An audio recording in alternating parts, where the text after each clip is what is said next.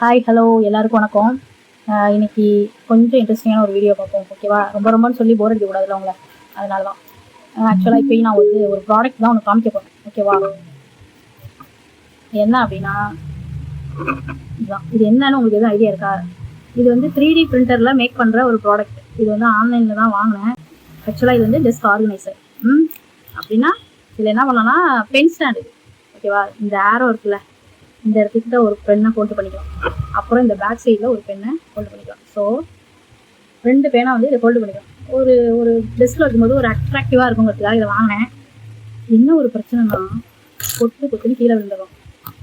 ஒரு பேனா எடுக்க போனால் தடுக்கி விழுந்துடும். ப்ராடக்ட் நல்லா இருக்குது, பட் ஒழுங்காக நிற்க மாட்டேங்குது.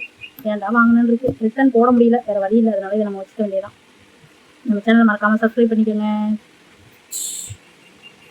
Thank you, bye bye. நல்லா இருக்காது.